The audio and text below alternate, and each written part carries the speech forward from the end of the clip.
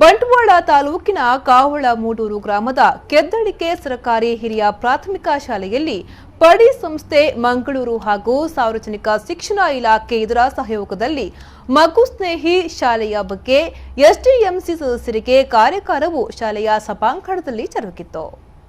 ಕಾರ್ಯಕ್ರಮದಲ್ಲಿ ಸಂಪನ್ಮೂಲ ವ್ಯಕ್ತಿಯಾಗಿ ಆಗಮಿಸಿದ ಪತ್ರಕರ್ತರಾದ ಗೋಪಾಲ್ ಅಂಚನ್ ಅವರು ಕಾರ್ಯಾಗಾರವನ್ನ ನಡೆಸಿಕೊಟ್ರು.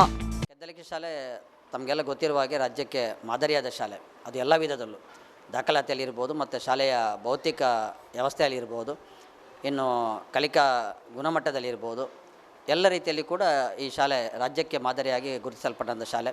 ರಾಜ್ಯದ ಅನೇಕ ಶೈಕ್ಷಣಿಕ ತಂಡಗಳು ಇಲ್ಲಿ ಬಂದು ಅಧ್ಯಯನ ನಡೆಸಿದೆ. ಈ ಶಾಲೆಯನ್ನು ಮಾದರಿ ಶಾಲೆಯಾಗಿ ಗುರುತಿಸಿದೆ. ಈ ಶಾಲೆಯ ಮುಖ್ಯ ಶಿಕ್ಷಕರಾಗಿದ್ದ ಕೆ ರಮೇಶ್ ನಾಯಕ ರಾಯ್ ಅವರಿಗೆ ಕೂಡ ಜಿಲ್ಲಾ ಮಟ್ಟದ, ರಾಜ್ಯ ಮಟ್ಟದ ಪ್ರಶಸ್ತಿ, ಜೊತೆಯಲ್ಲಿ ರಾಷ್ಟ್ರೀಯ ಮಟ್ಟದ ಪ್ರಶಸ್ತಿ ಕೂಡ ಬಂದಿರುವಂಥದ್ದು ಎಲ್ಲರಿಗೂ ತಿಳಿದಿರುವ ವಿಚಾರ. ಅದೇ ಇವತ್ತವರು ನಿವೃತ್ತಿಯಾಗಿದ್ದಾರೆ. ಆದರೆ ಇಲ್ಲಿರುವಂಥ ಎಲ್ಲ ಶಿಕ್ಷಕರಿಗೆ ಮತ್ತು ಜೊತೆಯಲ್ಲಿ ದಿನೇಶ್ ಶೆಟ್ಟಿ ಕಾವಲುಕಟ್ಟೆ ಅಧ್ಯಕ್ಷತೆಯ ಶಾಲಾಭಿವೃದ್ಧಿ ಸಮಿತಿ ಇಲ್ಲಿ ಇದೆ. ಅವರು ಎಲ್ಲರೂ ಸೇರಿಕೊಂಡು ಈ ಶಾಲೆಯನ್ನು ಮತ್ತಷ್ಟು ಮಾದರಿಯಾಗಿ ಇನ್ನಷ್ಟು ಹೊಸ ಯೋಜನೆಗಳೊಂದಿಗೆ ಶಾಲೆಯನ್ನು ಮಾದರಿಯಾಗಿ ರೂಪಿಸುವಂಥ ಕನಸನ್ನು ಹೊತ್ತಿದ್ದಾರೆ. ಆ ನೆಲೆಯಲ್ಲಿ ಶಾಲಾಭಿವೃದ್ಧಿ ಸಮಿತಿಯವರು ಮತ್ತು ಶಿಕ್ಷಕರ ಪ್ರಯತ್ನ ಸಾಗ್ತಾ ಇದೆ. ಸರ್ಕಾರಿ ಶಾಲೆ ಈ ರೀತಿಯಾಗಿ ಒಂದು ಮುಂದುವರಿದದ್ದು ಮತ್ತು ಇತರ ಶಾಲೆಗಳಿಗೆ ಮಾದರಿಯಾಗಿರುವಂಥದ್ದು ಖಂಡಿತ ವಿಶೇಷ. ಇದೇ ರೀತಿಯಲ್ಲಿ ಎಲ್ಲ ಸರ್ಕಾರಿ ಶಾಲೆಗಳು ಮುನ್ನಡೆಯಬೇಕು ಎನ್ನುವಂಥ ಆಶಯ. ಈ ಸಂದರ್ಭ ಗಣಪತಿ ಮುಚ್ಚಿನಾಯರು ತಮ್ಮ ಕನಸಿನ ಶಾಲೆಯ ಕೆದ್ದಳಿಕೆಗೆ ತಮ್ಮ ಜನ್ಮದಿನದಂದು ಮಕ್ಕಳಿಗೆ ಶಾಲು, ಸಿಹಿ ತಿಂಡಿ ಜೊತೆಗೆ 5,000 ರೂಪಾಯಿಯ ನಗದನ್ನ ನೀಡಿದ್ರು.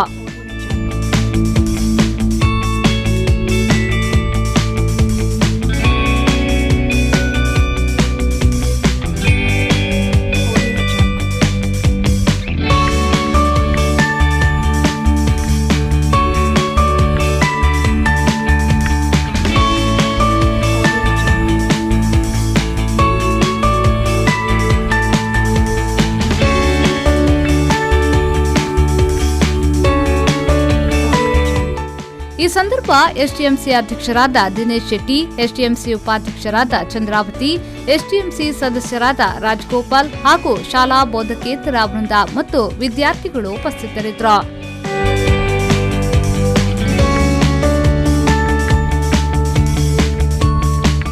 ನ್ಯೂಸ್ ಬ್ಯೂರೋ, ವಿ4 ನ್ಯೂಸ್, ಬಂಟ್ವಾಳ.